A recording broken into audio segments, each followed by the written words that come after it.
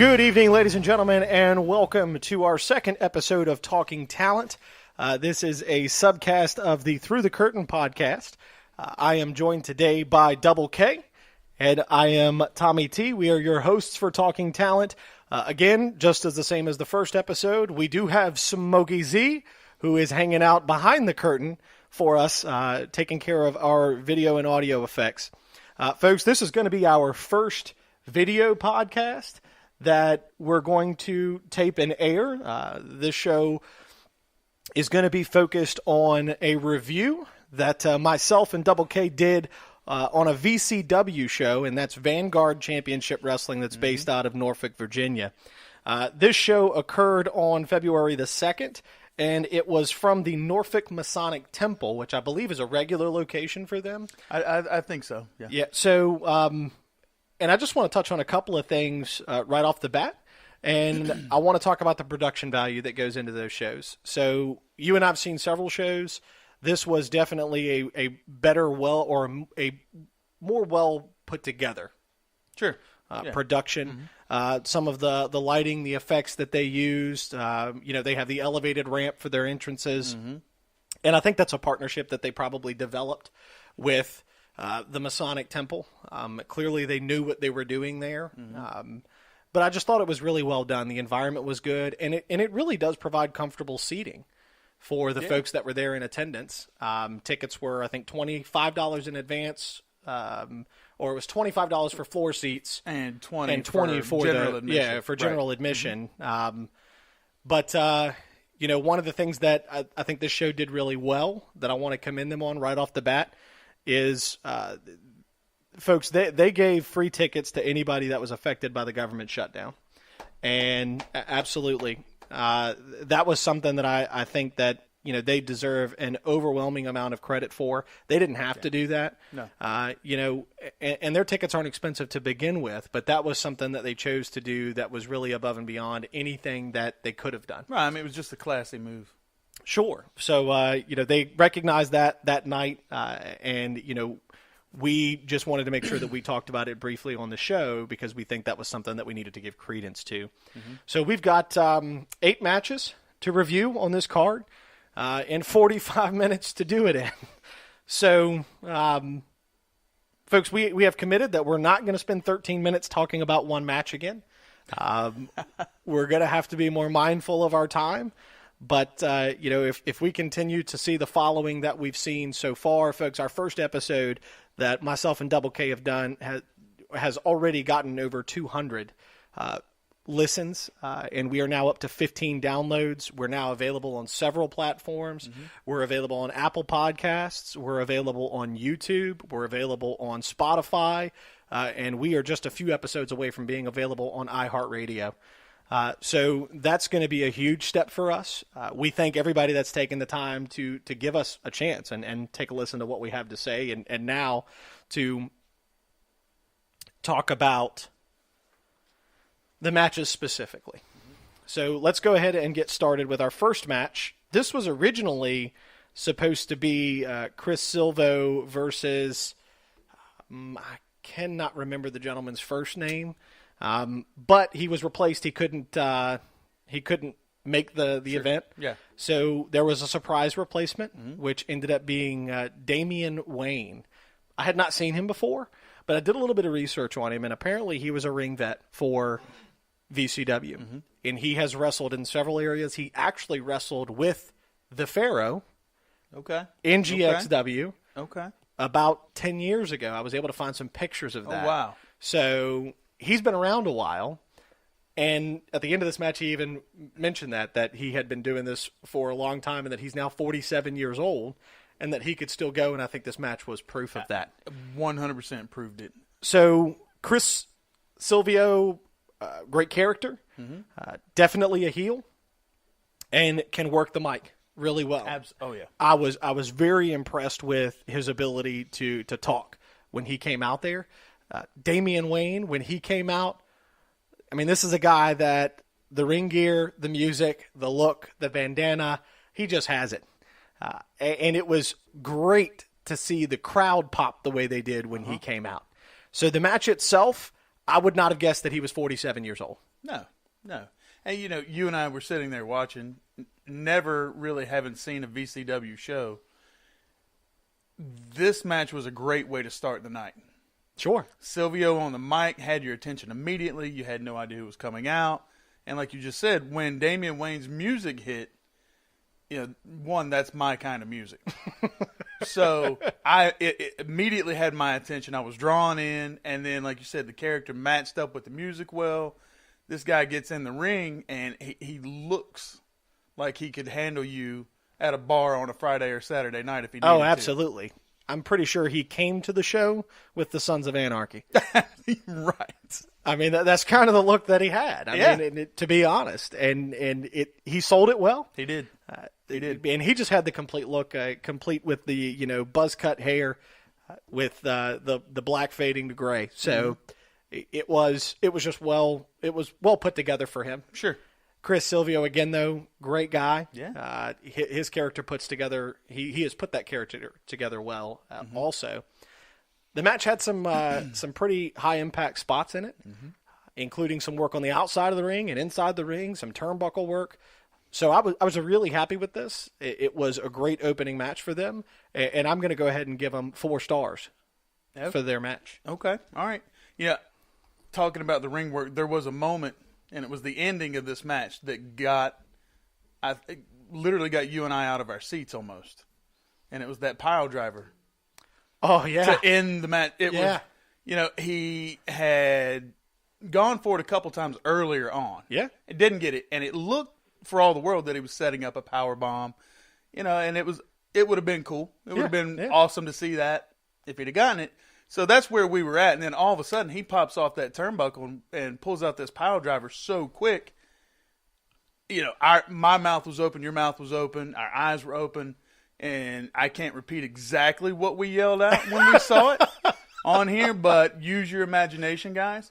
Again, it was a phenomenal match to start the night, set the tone for the rest of the evening. I'm going to match you at a 4. All right. Well, great job to the badass Damian Wayne. Mm-hmm. I'm a fan now. And Chris Silvio. Mm-hmm. So you want to take the lead on the next one? Yeah. So match number 2 pitted Timmy Danger versus Joe Keys.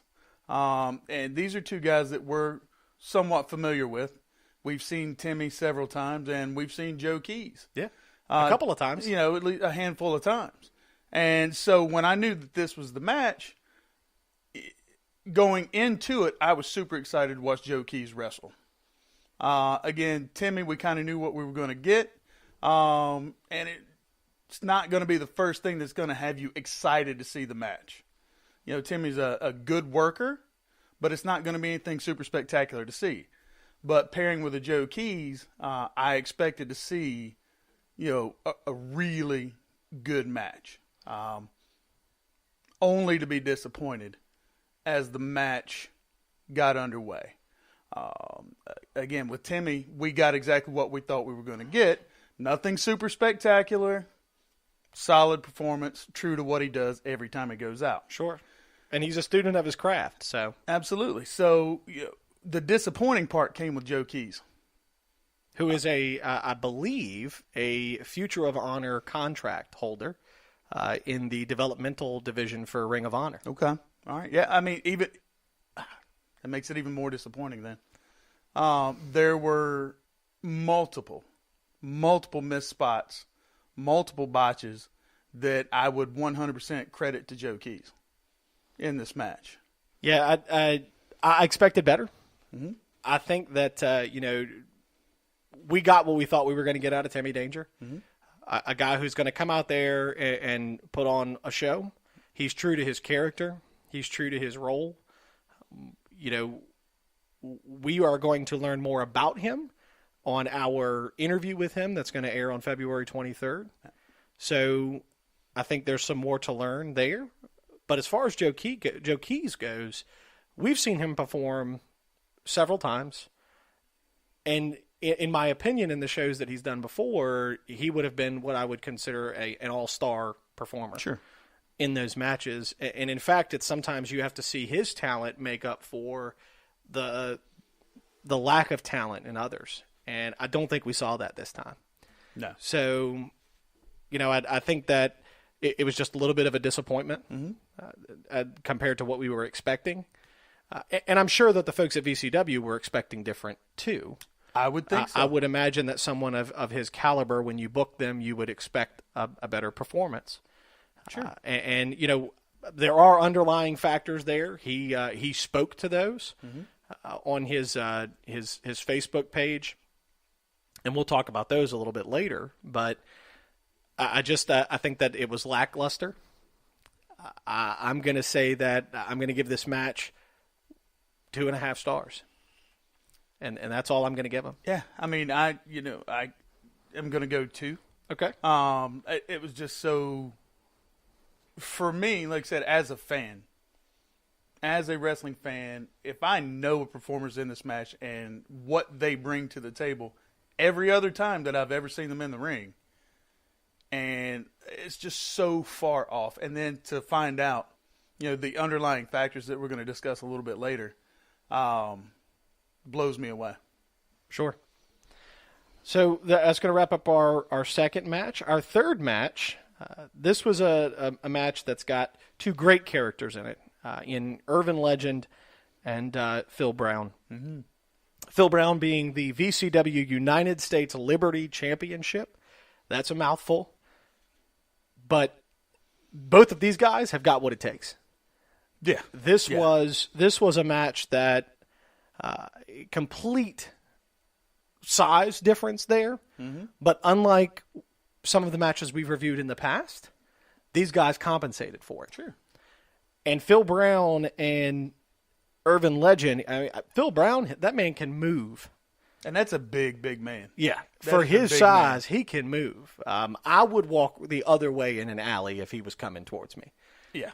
And Irvin Legend, true to his role, won this match in count-out fashion. Mm-hmm. So he won, but Phil Brown kept his title, which is going to set up a VCW United States Liberty Championship match at their next show on March 9th that we are also planning to attend to defend that title against his student in Damian Wayne. So I think that's a nice complement to one another when you've got teacher versus student, and it's for the VCW United States Liberty Championship. Sure. As far as that match goes, I know we got a little ways to get to it, but it's going to be a knockdown, drag-out, smash-mouth match. It's going to be interesting to watch, but as far as Phil Brown's match this past Saturday with Irvin Legend, it was one of the more entertaining matches of the night. Sure. I mean, yeah. Because there was a huge size difference, number one. You talked about that. But the way that they made it work. Yeah. The way they made the size difference work. Neither one changed their style. No. To make this match work. That's what I think we really need to focus on when we talk about that, is that how nobody changed their style. Phil Brown still wrestled a big man's match. Yeah. Irvin Legend wrestled a cruiserweights match. Yeah. And it worked. It was believable, and I was entertained. I loved it. And there was even that one point where Irvin Legend was up on Phil Brown's back. And you and I gave the comparison that for those of you that are wrestling fans, we asked them who decided to put Leo Rush and Bobby Lashley in the ring because of the size difference. Yeah, that's what it looked like. Extremely similar, absolutely. So, but you think about that, and you think about how we've talked about other matches that had size difference. And in this particular one, those two guys pulled it off better than I would have ever anticipated that match being before the bell rang. Yeah. And when Irvin Legend was on Phil Brown's back and Phil walked around yawning, I mean, that was just classic. And it was things like that kept you engaged in that match. Sure. And that match also had some of the better Nature Boy chops of the night. Yes, it did. That we saw. I don't know how Phil Brown didn't put his hand through to the spinal cord of Irvin Legend, but there were a couple that sounded like they at least touched it. Yeah. So for me, I'm going to give that match 4 stars as well. I think it was well done, especially considering the size difference that those two guys were working with. Yeah, you know what a lot of our listeners need to understand is you and I do not normally agree on everything. No. But so far, we're neck and neck right here because I'm going to match you at a 4. Okay. I really enjoyed the match. I loved it. Okay. So fourth match is all yours. Take it away. All right. Here we go. Gino, the Latin heartthrob, in our fourth match took on Brandon, Mr. Excellence Scott. I will go ahead and say that this was my favorite match of the night. Okay. This was, it had everything you would want. It was entertaining. It was athletic. It was powerful. High risk. You can keep going with a list of things to say. You and I had never seen either one of these guys perform, so we really didn't know what to expect. Brandon is not, again, there's a slight size differential. Yeah. Brandon is not the tallest man in the world. No, and Gino's got some height to him. Gino looked like he was a pretty tall guy. I didn't see him up close. Sure. We did see Brandon at the end and stood and talked with him just for a few minutes. So, again, the ability for these guys to put on the show that they put on and entertain for the entire time. I mean, it was, 15, 20-minute match? Yeah. Give or take. And it was entertaining the entire way. We even had a little bit of bloodshed. Surprisingly, not intentional. A little bit of bloodshed when Gino lawn darted Brandon into the turnbuckle, and his face misses the turnbuckle and hits the metal stanchion holding the pole and turnbuckle together, holding the ropes together. It didn't explode his nose, but it definitely busted it and was 100% guaranteed pain. As the match ended fairly quickly thereafter. Yeah. So if we go back, I'll talk about the conversation that you and I had with Brandon in a second.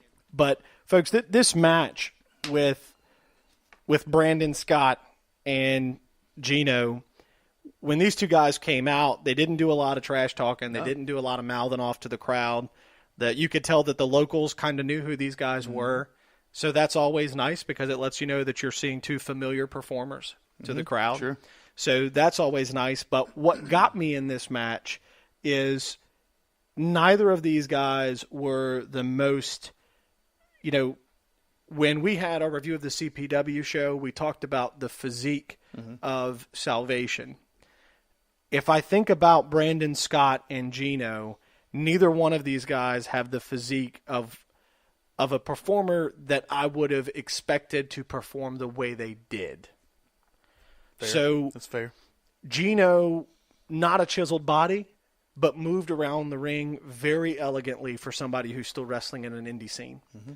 Brandon Scott was able to both sell and deliver moves throughout that match that were, almost hard to believe because, he's probably at least 6 to 8, if not a full foot shorter than Gino was. I don't know their exact heights, but just based on appearance alone, that looks so accurate. Now moving on to the moves that they sold, the moves that they provided, the match itself was high impact. We saw some of the better aerial moves in this match. We also saw fast-paced action. There was even a dive at one point to the outside of the ring. Everything about that match kept me bought in. It kept me excited. It kept me, looking forward to, how is this going to end? Right. A lot of the times, and anybody who's a wrestling fan knows that there are plenty of times that we look at matches and we know probably about 3/4 of the way through the match who's going to win. I didn't have that in this case. I didn't know who was going to get the last laugh, so to speak, in that match. So when the contact happened with Brandon into the actual tension device for the turnbuckle, you and I immediately, hands to the face, looked at each other like he just hit that turnbuckle. I thought it was going to be bad. And when we spoke to him after the show, he actually walked past us with a tissue stuffed up his nose, which is how I even knew who he was. Sure. So he pulled it out, and the only thing I asked him was, how bad did it get you? And he said that when it first happened, all he felt was the hit, and he could feel and taste the blood in his mouth the moment the impact occurred. So, clearly, I don't have an update on him, folks. I wish him nothing but the best. Brandon, I would encourage you to reach out to us. Let us know what the outcome of it was. If you have a chance, let us know. Hopefully you're fine, and it didn't require anything other than just some tissues to stop the bleeding. Gino ended up winning that match, and it was very quick after that incident happened. But these two guys have very bright futures ahead of them. We spoke to Leo Kirby's performances at CPW. I'm going to speak to their performances here and say that if they get the right eyes on their product, these guys will do just fine. Yeah. So I think there's a lot to be learned by their fellow wrestlers for them to be able to learn some of that, the higher level card match performances. They were able to take a match that I really was not looking forward to because these two guys just didn't look like they were going to deliver much. Right. And they sold a performance that was far better than what I was anticipating. Sure. So, I just think there's something to be said there for Gino, the Latin heartthrob. He dressed well. Music's there. Character's there. His hair was even there. And folks, I don't know everything about hair, as you can tell.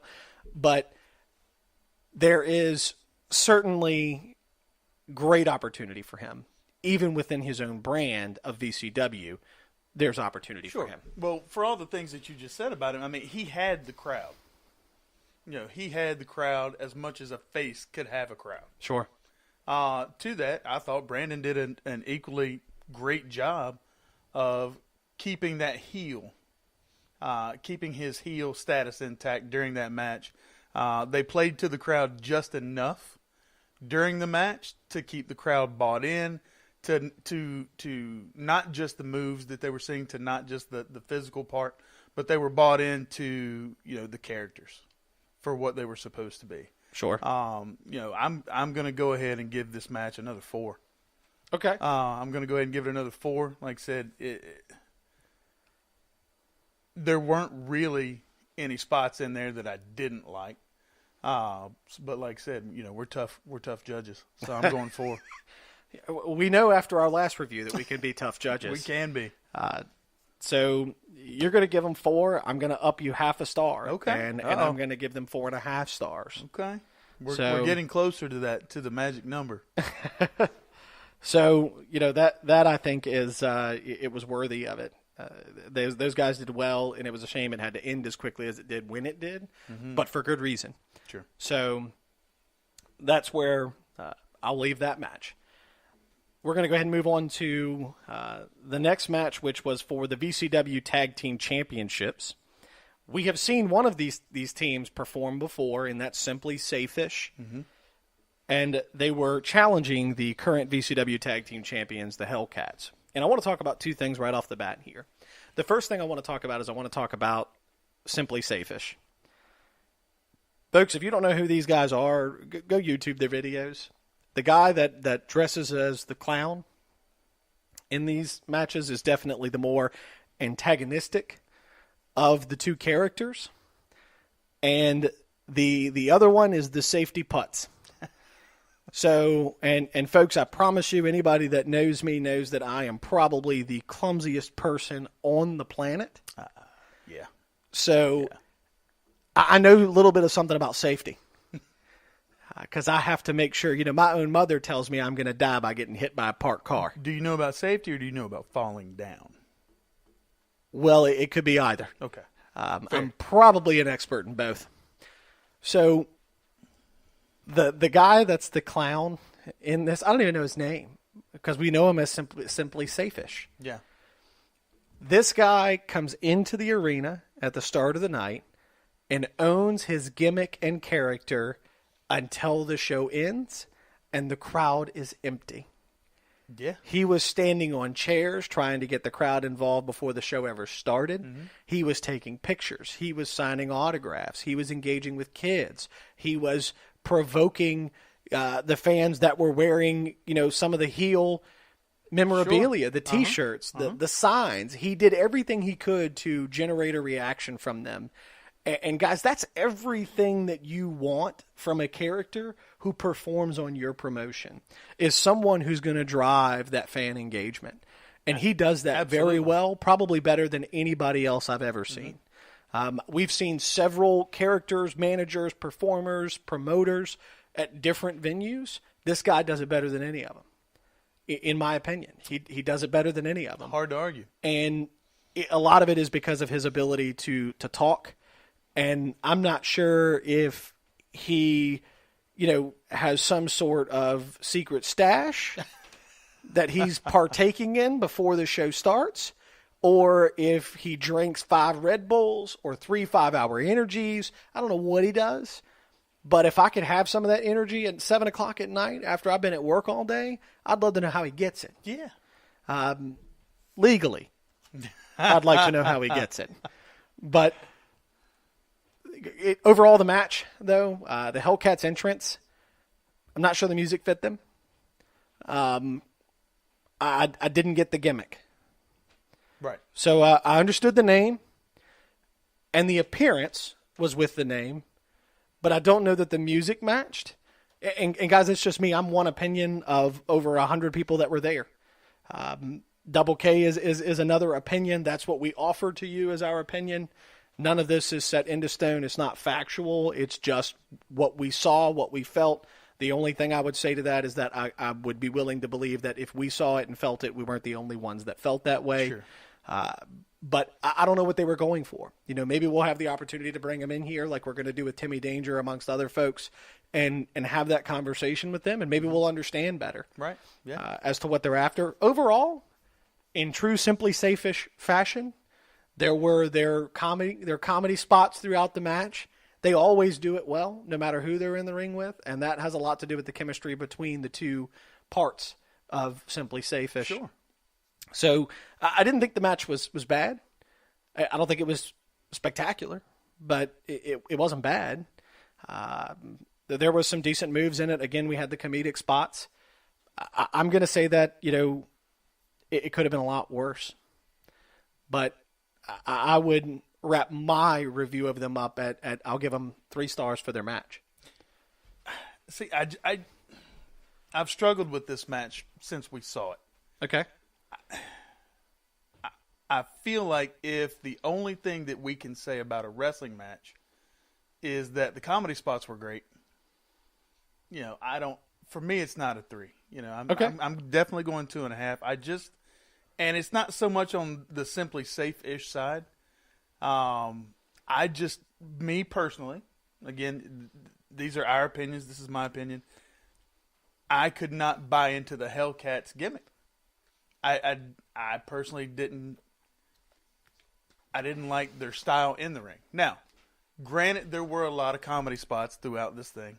Sure. That probably took away from something that they would normally do in a less comedic, less gimmicky match. Sure. So maybe they're a lot better than what I saw that night, but this particular match just didn't draw me in. I didn't care for it. Again, I'm going to give them a 2.5. And most of that, for me, was on the Simply Safe-ish side. I think they did their gimmick very well. I liked what they did with it. I think my favorite spot in the match was the clown with one of the Hellcats slapping him in the face. He kept having him look at the lights, and every time he looks up, he smacks him in the face. Yeah. And that went on 2 or 3 times. They tried to reverse it, and he still smacked him in the face. So that was entertaining. That was at the very beginning of that match. Yeah. So, but it was great. It was great. That was a great spot. I loved it. But from there, the actual match, I just wasn't in it. Well, I just wasn't in it. And that's going to be the case. I'm sure there were those in the crowd that loved it. Absolutely. That's going to come with any of these matches. It doesn't matter whether or not I'm a huge fan of it or you are. Somebody, I'm sure, liked it. I want to see the Hellcats wrestle again, and I want to see them wrestle. So not against a team right. that's basically a gimmick match. Exactly. I want to see a wrestling match you have to have some showmanship. You have to have some gimmicks in there. You have to have that crowd draw to pull them in somehow. I feel like if you just get in now, and with the way wrestling is now, I feel like if you get in and you just go 100% Dean Malenko, you don't smile, you don't frown, you don't blink, there's nothing, and you just go. I don't feel like that works now. I feel like you have to have something. Yeah, I think the business has changed enough that you got to have something. Absolutely. The entertainment value has to be there. Sure. So I would love to see the Hellcats wrestle again in a less gimmicky, comedic style match. And I think it would be different, but if I'm basing it off of this match, it just didn't do it. Well, I mean, again, like I said, it wasn't a spectacular match in my eyes. I don't think it was terrible, sure, but it wasn't spectacular. Mm-hmm. So that's going to move on to our final match of the evening. And I'll let you take the lead on this one. Well, let's talk about the setup. Okay. For this match. That's true, because it started earlier in the evening. This whole thing started early on in the evening. Ken Dixon had come out for a spot to basically talk a little bit of trash. And he was talking a little bit of trash with none other than WWE Hall of Famer, Double J Jeff Jarrett. That's right. Right? So during this spot, as he's talking trash, Colby Corino comes out to the ring and gets into the heated argument, gets into the discussion. There was no physicality at this time, but setting up the match for later in the night. So that match being Ken Dixon versus Colby Corino for the VCW Commonwealth Heritage Championship. That is a mouthful. You're right. The match started great. I felt like it was entertaining early on. I felt like there was a lot of energy there. There was a lot going on in the match. We've seen Ken Dixon. I've seen him one other time before wrestle at a CPW show, and I thought he was really good then. And I think I saw the same performance out of him Saturday night. First time I'd ever seen Colby Corino. Again, seemed to be a young guy with a lot of ability, a lot of charisma in the ring, tons of energy. But I feel like moving forward in the match, I just felt like it got boring. I felt like the energy kind of left the crowd. I even made the comment to you during the match that there was just no energy coming from the crowd. There was a point in the match where I didn't hear anybody cheer. I didn't hear anybody boo. I didn't hear anything other than the match. Sure. So I think one of the things you and I have a tendency to do is we pick up when the crowd is no longer paying attention. Mm-hmm. So, and what I've noticed when we do that is the interpersonal conversations amongst the crowd and the audience have now increased. Sure. And when you span around the room, the arena, the Masonic Temple, wherever it is that you are, and you see more people facing each other having a conversation than you do paying attention to the match, sure, then you've kind of lost the crowd at that point. Mm-hmm. I will agree with you that did fade, but I thought they did a really good job there at the end of picking up their speed, mm-hmm, and re-engaging the crowd. I mean, and granted, they did that in a manner of which resembled Jeff Jarrett, good old Double J, the Hall of Famer, yeah, coming out to the ring, guitar in hand, in true fashion for Double J, and aiding Colby Corino in defeating. And if I remember correctly, Jeff Jarrett's the one that actually counted the 3 when Colby Corino pinned Ken Dixon. Yeah, the referee had taken a shot and yes, was down.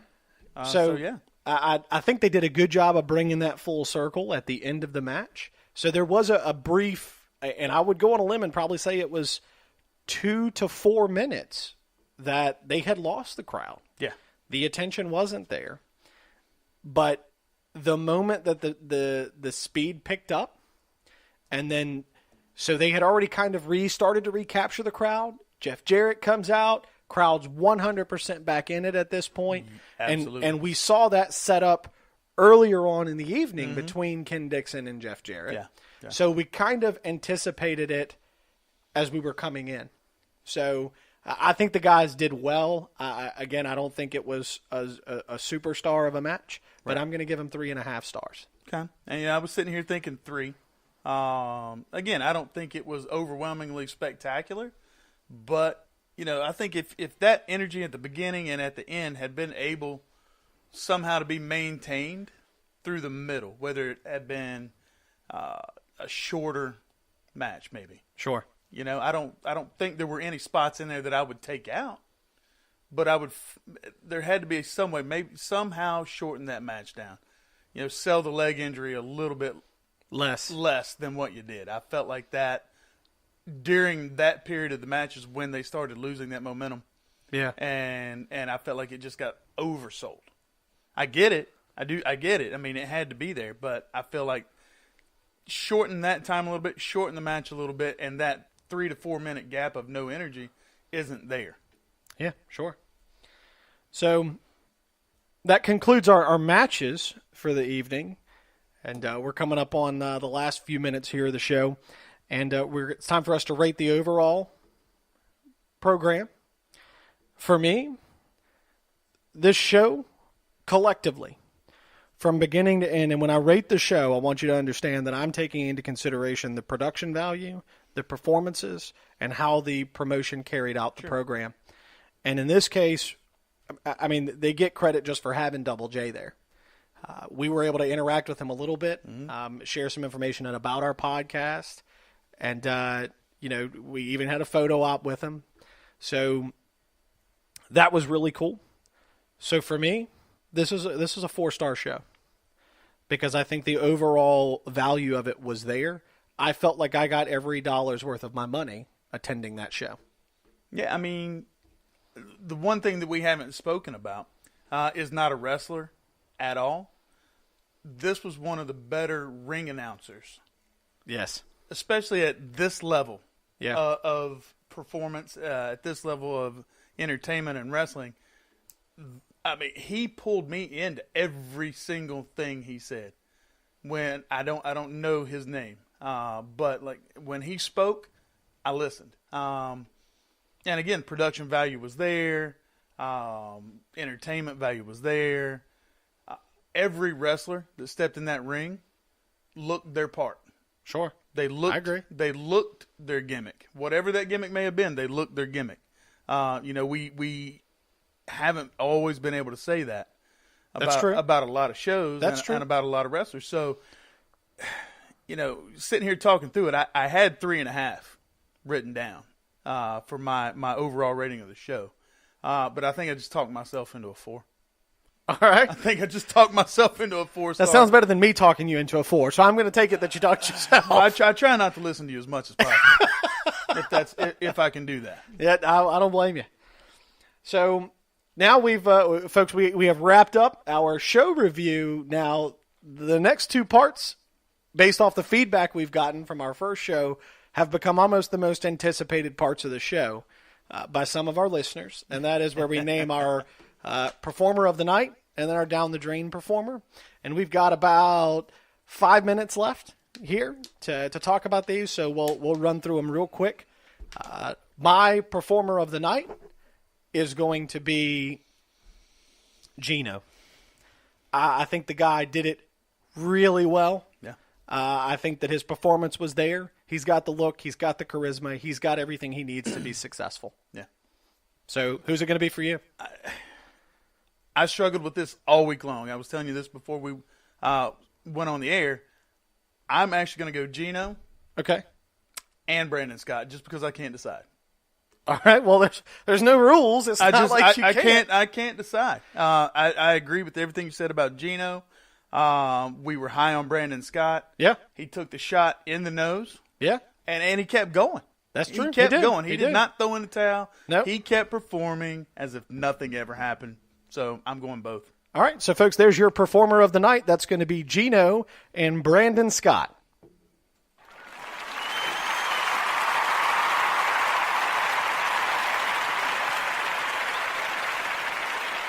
So Now that we've wrapped up our performer of the night, now it comes time for us to recognize our down-the-drain performer of the night.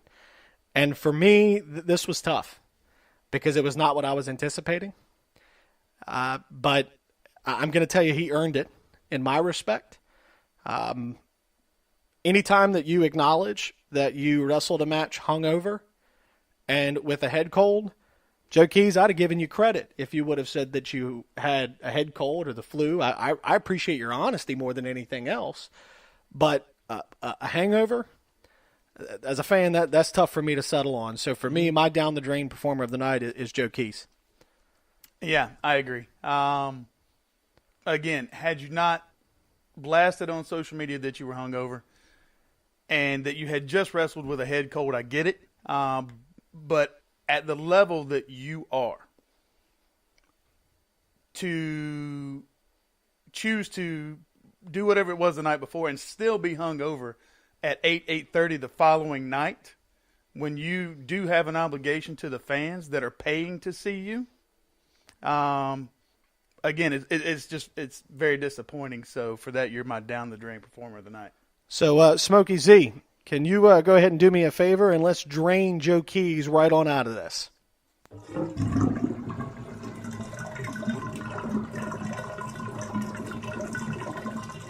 So now that we've gotten that out of our tub, folks, that's gonna wrap up our second episode of Talking Talent.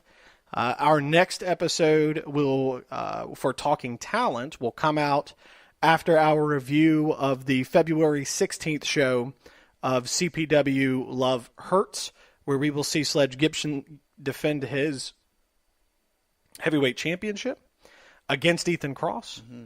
We will see Braswell defend his title as well, amongst other matches on that card. We are told that we're going to receive some sort of clarification about Kid USA and Leo Kirby.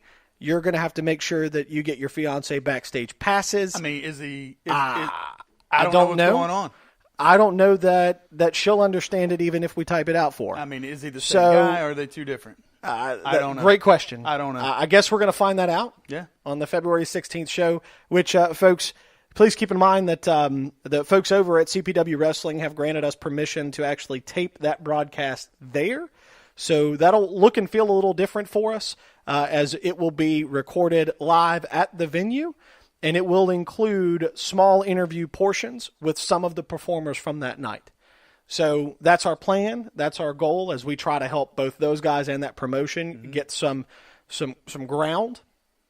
Because, again, that's what everybody here at Through the Curtain is 100% committed to, is, providing a platform and getting as much information out there as we can and give talents an opportunity to speak to the fans. Again, folks, if you are any wrestler that we reviewed tonight or on any previous show, if you disagree with us, I challenge you to reach out to us. We have a studio. We'll be glad to bring you in. We can do phone interviews or we can do Skype interviews. Whatever it is that's going to make it work for you. If you want a chance to have that conversation with us, I encourage you to do it. I don't claim to be perfect. I'm not an expert in a lot of this stuff. I don't think Double K does either. No, as much as I'd like to think I am. Right. So, folks, that's going to be about it for us on the second episode of Talking Talent. Again, it's Tommy T. Double K. And Smokey Z behind the scenes. Quick snippet. If you want to know what Smokey Z looks like, take a look at Colby Carino. That's about as close as you can get. Yeah. So, folks, from all of us here at Through the Curtain, thanks for taking the time to listen. We appreciate it, and we'll see you the next time the bell tolls.